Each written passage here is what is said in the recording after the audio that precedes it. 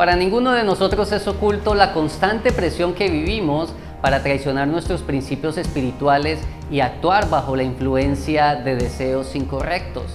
Por esta razón, hoy vamos a definir claramente cómo llaman las Escrituras a esa presión y cómo podemos enfrentarla de manera efectiva para lograr desarrollar en nuestras vidas una vida espiritual sana y fructífera. Soy el Pastor Alejo, bienvenidos a nuestro estudio de hoy.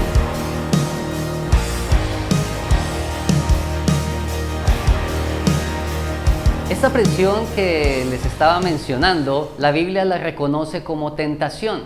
En el Nuevo Testamento se usa la palabra peirasmos en griego y fue traducida como tentación y también como prueba. Nosotros la podemos definir como la atracción para cometer un acto imprudente o inmoral, especialmente por una recompensa ofrecida.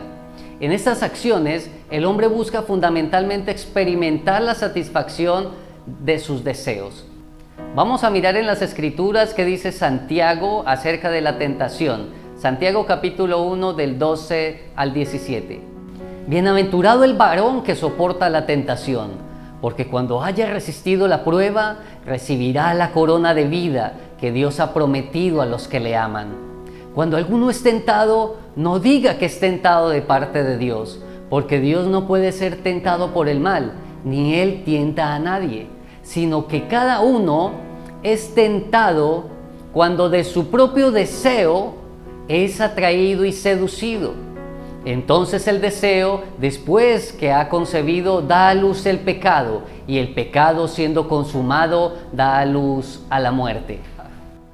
Aprendemos de Santiago que Dios no está en el plan de tentarnos, como leímos en el versículo 13. Por el contrario, esta es una acción que se le atribuye directamente a Satanás, quien es llamado como el tentador desde el inicio de la creación, ya que trabaja siempre en el propósito de seducir al hombre para llevarle al pecado y así poder destruir la obra de Dios. Este impulso inicial hacia el pecado será el objeto de nuestro estudio en el día de hoy. Y lo que yo buscaré es tratar de prepararte como hijo de Dios para que enfrentes este enemigo silencioso que provoca muchos tropiezos en la carrera de la fe y muchos tropiezos para que el propósito de Dios no se cumpla en tu vida. Recordemos que en nuestro estudio anterior con relación al pecado, estudiamos acerca de cómo los hombres fuimos creados como recipientes que contengan la naturaleza divina, pero debido al pecado se originó un agujero en el carácter del ser humano, el cual le lleva a derramar y perder la naturaleza de Dios que había sido depositada en él. También aprendimos que los árboles del Edén, el árbol de la vida y el árbol del conocimiento del bien y del mal y sus frutos eran simbólicos y todo su significado. Por eso si te perdiste ese episodio, te invito para que lo veas para que puedas comprender más la enseñanza de hoy. Menciono esto porque lo sucedido en el Edén está directamente relacionado con nuestro tema en progreso. Observamos en las Escrituras que el árbol de la vida es mencionado muchas veces, no así el árbol de la ciencia del bien y del mal, que solamente lo vemos allí en esta ocasión. ¿Qué puede significar estos árboles y cuál es la importancia del árbol de la vida? Quiero que relacionemos este momento y este texto del árbol de la vida de Génesis 3. Dice Proverbios 13, versículo 12, que la esperanza que se demora es tormento del corazón, pero el árbol de vida es el deseo cumplido. Observemos que dice Proverbios que el árbol de vida representa el deseo humano. Y eso es muy interesante, porque en el huerto el árbol de la vida no fue precisamente el deseo del hombre. Mire que él lo rechazó por completo y direccionó su deseo hacia el fruto del árbol prohibido. De esta manera es como lo describe Santiago, que cada uno es tentado cuando de su propio deseo es atraído y seducido. Lo correcto hubiera sido desear del fruto del árbol de la vida, pero queda demostrado la libre elección del ser humano para desear y hacer de acuerdo a sus propias decisiones. Aquí es donde aparece el supervillano, el diablo, como el tentador. Él aparece en el Edén queriendo probar qué tan convencidos estaban Adán y Eva de la palabra que habían recibido de Dios, qué tan convencidos estaban de lo que habían escuchado y de las directrices. Eso es importante porque de una u otra forma el diablo ya sabía el deseo de ellos y que no era precisamente el de obedecer a Dios. Por eso es que tentándolos según su deseo, el deseo de Adán y Eva, es que los iba a llevar a la muerte espiritual. Y es cuando de esta manera astuta, Él tergiversa lo que Dios les había instruido a ellos y de este modo darles un impulso, un empujón a sus razonamientos para hacerlos tropezar en el pecado que ellos ya venían deseando en su corazón. Piensa lo siguiente, el deseo más profundo del ser humano, ¿cuál es? El deseo más profundo del ser humano hoy va más allá del dinero, va más allá de la fama y del poder. El deseo más profundo del ser humano hoy en día es la vida. ¿Qué podría desear Adán? Adán no necesitaba dinero, Adán no necesitaba fama ni poder. Dios lo había puesto como el padre de toda la humanidad, ¿verdad? Él ya era poderoso, él ya era famoso, él ya tenía todos los recursos a su disposición. Sin embargo, lo que nosotros vemos en la vida de Adán ahora es que él ha perdido lo más precioso, lo más preciado, y es el árbol de la vida. Él no lo entendía, pero cuando lo pierde, él se da cuenta que eso era lo que él necesitaba. Luego de entender su error, allí dice Génesis 3 que Adán y Eva deseaban tomar del fruto del árbol de la vida, y por eso es que Dios tuvo que sacarlos del Edén. Aquí quiero hacer un paréntesis. Quiero que comprendas que Dios los saca del Edén no necesariamente por castigo, sino para evitar que vivieran eternamente bajo esa condición pecaminosa. Así que Dios los saca del huerto del Edén por amor a ellos, pero también por amor a nosotros, por amor a ti. ¿Por qué? Porque era necesario entonces ahora desarrollar todo el plan de salvación para la humanidad. Y si ellos tomaban del fruto en esa condición, quería decir que eternamente el ser humano estaría condenado a vivir ausente, lejos de la gloria de Dios. Vemos en Génesis 3 que la serpiente tentó a Eva, la confunde diciéndole, no vas a morir, sino que antes vas a abrir los ojos y vas a ser como Dios. Piensa de nuevo que la serpiente ya conocía el deseo del corazón de Eva. Si quieres tentar a alguien para que haga algo que tú quieres, tú debes tentarlo con algo que esa persona realmente desee, ¿verdad? Sea chocolatina, no sé, qué sé yo, pero de nada sirve y no tiene sentido tentar a alguien con algo que no quiera. Si la serpiente le dijo a Eva que al comer del fruto sería como Dios, conociendo el bien y el mal, era porque él sabía que ese era el deseo de su corazón. Ahora, el deseo de ser como Dios no es que esté tan mal. Por eso es que Jesucristo en San Mateo capítulo 5, versículo 48, Él dice que seamos perfectos como nuestro Dios. Así que querer ser como Dios, llegar a esa madurez, a esa perfección de nuestro Creador no es nada malo. Todo hijo quiere ser como su papá. Y Jesús nos anima a ser como Dios. Así que Dios sí quería que Adán creciera hasta ser como Él. Pero eso lo iba a lograr por medio del árbol de la vida y no por medio del árbol prohibido, no por medio del otro árbol. Por allá en Apocalipsis capítulo 12, versículo 9, se nos revela la identidad de esta serpiente. Dice que fue lanzado fuera el gran dragón, la serpiente antigua que se llama Diablo, Satanás, el cual engaña al mundo entero, fue arrojado a la tierra y sus ángeles fueron arrojados con él. La Biblia menciona a la serpiente antigua siendo expulsada junto con sus ángeles, es decir, que esa serpiente tenía ángeles a su cargo. Es obvio que esta serpiente, que es tan inteligente y que habla, es un ser espiritual, no es un ser físico. No es literal una serpiente como nosotros nos la hemos imaginado. Entonces, ¿por qué se le relaciona en el Génesis como un ser físico? Bueno, lo más factible es que si nosotros observamos el contexto de Génesis, notamos que fue un libro escrito por Moisés cuando estaba en el desierto. Y allí en el desierto el animal más sigiloso, el animal más peligroso por su veneno mortal era precisamente la serpiente. Ahora Moisés está escribiendo Génesis por revelación de Dios y él usa este animal como un símbolo, como el símbolo más representativo de lo que es el carácter del diablo. También vemos por allá en 2 de Corintios capítulo 11, en el versículo 3, que el apóstol Pablo dice, pero temo que como la serpiente con su astucia engañó a Eva, vuestros sentidos sean de alguna manera extraviados de la sincera fidelidad a Dios. Podemos pensar que Eva era demasiado inocente, a lo mejor Eva no sabía qué era lo correcto y entonces se dejó engañar fácilmente, pero no podemos quitarle su responsabilidad, la responsabilidad a su decisión. Por lo menos pienso que ella hubiera podido darle a su Padre Celestial, al Creador, las preguntas, ¿verdad? Para que aclararan sus dudas. Padre, tú dices que no comamos, pero viene Lucifer, esa serpiente, y me dice que sí. Dime qué hago, qué es lo que está pasando, no entiendo. Eso hubiera podido ser una opción. Allí Dios le hubiera explicado los celos y el resentimiento que tiene Lucifer. Y el problema, pienso que se hubiera resuelto diferente. Pero ella no lo quiso así, ese no era el deseo de su corazón. Ella decidió escuchar la voz del diablo porque ese era su deseo. A veces nos suele pasar lo mismo. Recibimos la palabra de Dios, recibimos un buen consejo, pero luego nos entra la duda, nos entra la incredulidad. Y allí lo que tenemos que hacer es volver a Dios para que nos siga revelando sobre ese asunto, sobre eso que habíamos recibido de su palabra, para nosotros no confundirnos ni seguir otras voces. Eva termina por voluntad propia siguiendo la voz de Lucifer y no la voz de Dios.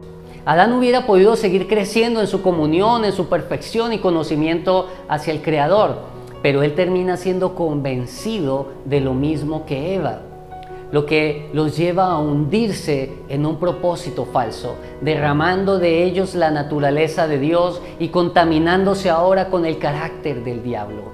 Aun cuando el pecado de Eva fuera grave, si Adán continúa con su proceso de crecimiento espiritual, si no la hubiera escuchado, lo más probable es que la hubiera apoyado más adelante.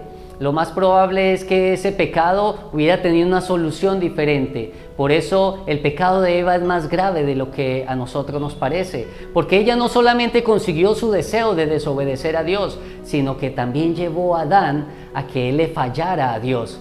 Lógicamente, nuevamente, claro está, que no le podemos quitar responsabilidad a Adán y de su decisión. La solución estaba en que Eva se diera cuenta que sus ojos no fueron abiertos como Lucifer le había dicho, ni que ella llegó a ser como Dios y que todo era un gran engaño de la serpiente. Así que lo lógico es que Eva se hubiera arrepentido después de haber tomado el fruto, ¿verdad? Con lágrimas, con sinceridad. ¿Qué hubiera hecho Dios? Yo estoy convencido que Dios la hubiera perdonado, pero no. Ella hace igual como hace un hombre inconverso hoy en día. Comete una falta y sobre esa falta comete otra y luego quiere solucionarlo con una mentira y sobre esa mentira dice otra mentira, en fin, se le vuelve todo un caos de mentira. La cuestión es que Eva no se arrepintió. Tal vez pensó que involucrando a Adán ella se iba a sentir un poco menos pecadora, no sé. Porque eso suele suceder, ¿verdad? Si nosotros hacemos que otros cometan los mismos pecados que nosotros, pues nos vamos a sentir menos malos. El mundo tiene mucho esa mentalidad. Tú tienes un retiro con tus compañeros del trabajo o con tus amigos de estudio, del colegio, de la universidad, y ellos van a querer que tú te embriagues, que tú te emborraches, un ejemplo. Así que te tientan y te dicen, no, pero es que no es nada malo, recibe solamente un trago, no le pongas problema a eso, tal vez te presione, te dice no seas tan religioso. Y tú con tu débil carácter terminas cediendo ante la presión de todos. El resultado es que te vas a sentir un hipócrita con tus principios espirituales y ellos van a terminar hablando a tus espaldas y van a terminar burlándose de ti porque no tienes y no estás demostrando un carácter fiel a Dios. Si alguien se droga, quiere que sus amigos también se droguen. Si alguien hace algo malo en el colegio, de rebeldía, qué sé yo, quiere que los demás también lo hagan. ¿Por qué? Porque así se van a sentir menos malos y escondidos en el montón, ¿verdad? Esa es la forma del mundo para querer callar su conciencia de pecado, su conciencia que les dice lo que es bueno y lo que es malo. Ellos no soportan ver a alguien caminando en rectitud porque quieren contaminarlo para no sentirse mal. Y eso fue lo que hizo Eva. En lugar de recuperar su posición delante de Dios, lo que hizo fue empeorar todas las cosas. Mire lo siguiente, el bien y el mal no es algo democrático. El mal sigue siendo mal, así lo haga todo el mundo. Y el bien sigue siendo bien, así no lo haga nadie. No tiene que ver con números, tiene que ver con principios allí sembrados en tu corazón. Tiene que ver con la naturaleza de Dios en tu carácter. En ese momento Satanás ganó y tomó la posición de Dios con D minúscula en este mundo, como dice 2 de Corintios 4:4, usurpando lo que Dios le había dado a Adán y a Eva. Satanás tomó el lugar de Dios en la vida de ellos al someterlos a su engaño y al contaminarlos de su naturaleza.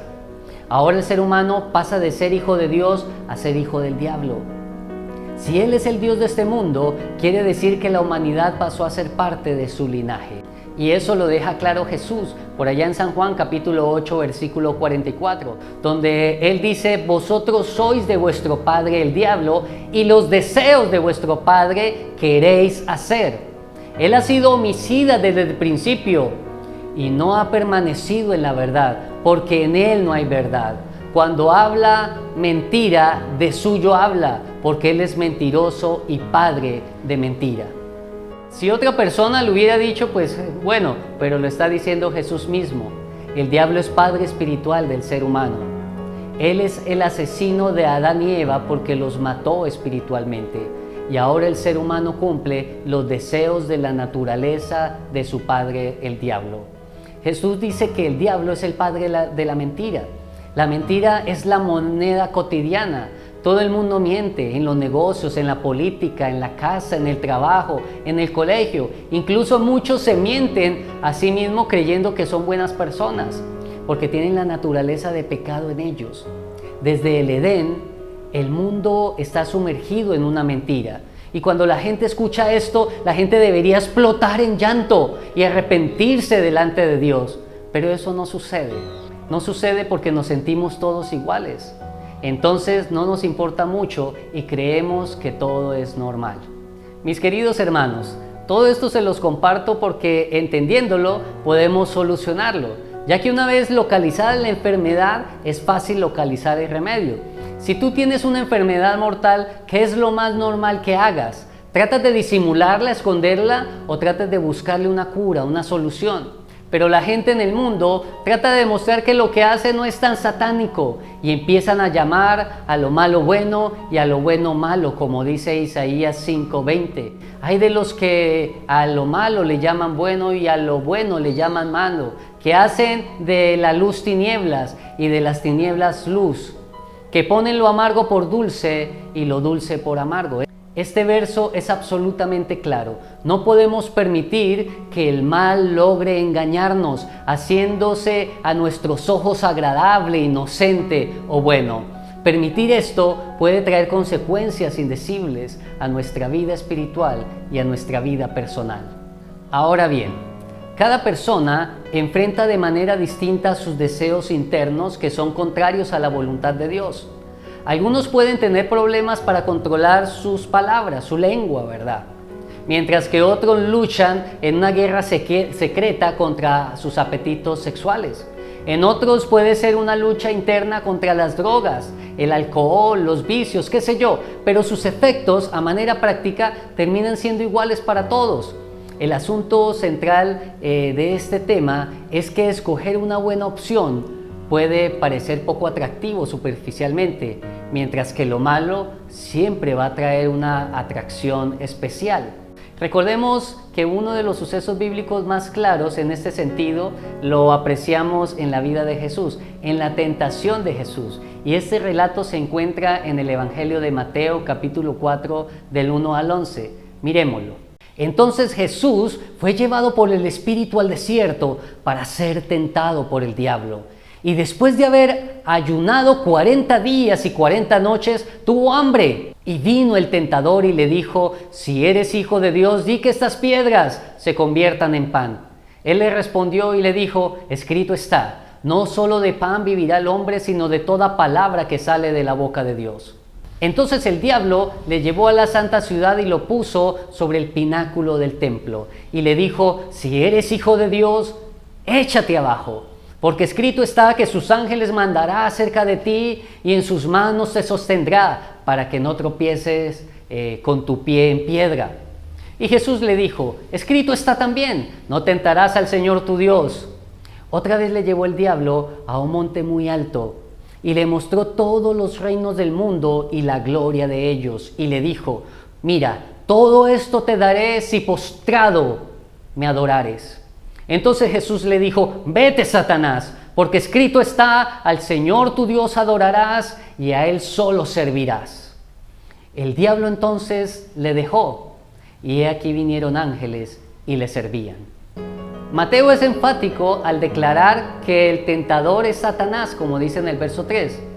El propósito fundamental del diablo es hacer tropezar a los hijos de Dios para desviarlos del plan divino, del plan de Dios.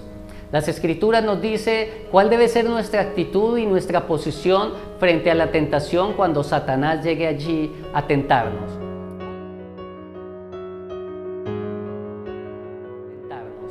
Podemos ver en 2 de Corintios capítulo 2 versículo 11 que dice la Biblia: para que Satanás nos saque y no gane ventaja alguna sobre nosotros, pues no ignoramos sus maquinaciones.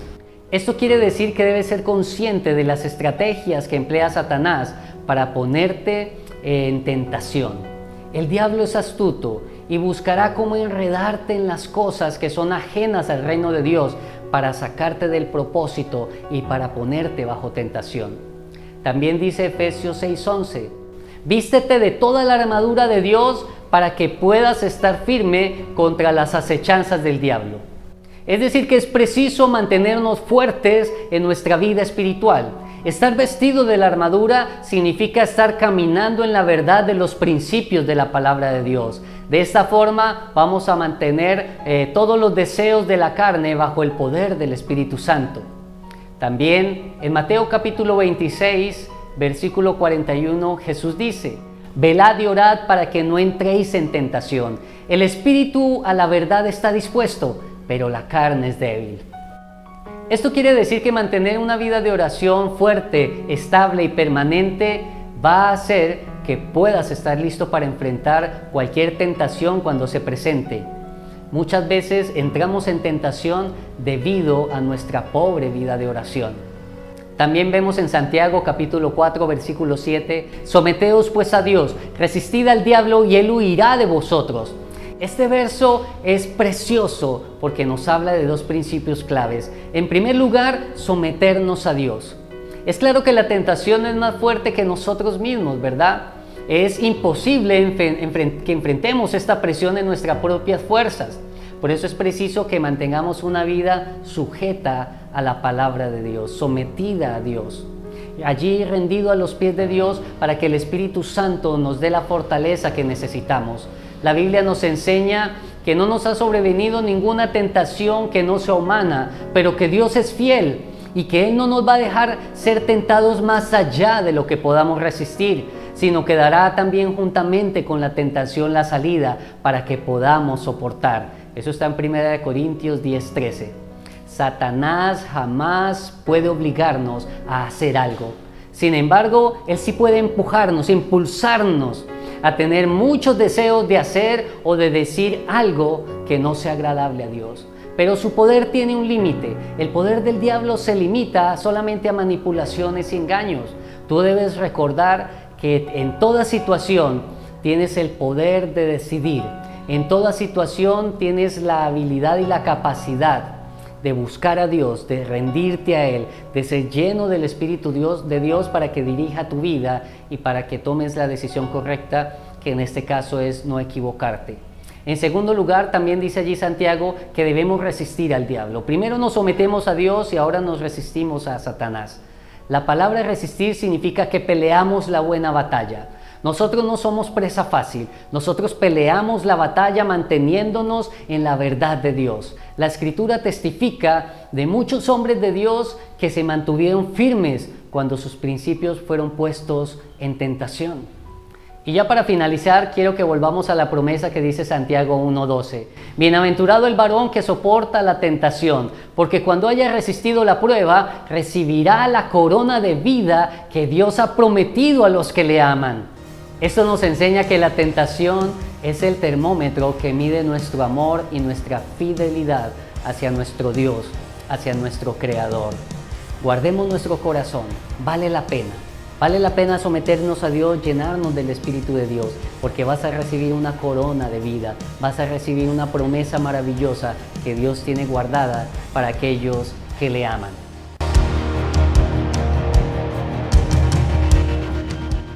Bueno, esto ha sido todo de nuestra enseñanza acerca de la tentación. Yo creo que hemos sido demasiado edificados con esta palabra. No se olvide seguirnos en nuestras redes sociales. Estamos para servirte. Y también síguenos allí en la plataforma Family Channel para que puedas seguir nuestras enseñanzas. Que el Señor les continúe bendiciendo. Un abrazo grande para todos ustedes. Bendiciones.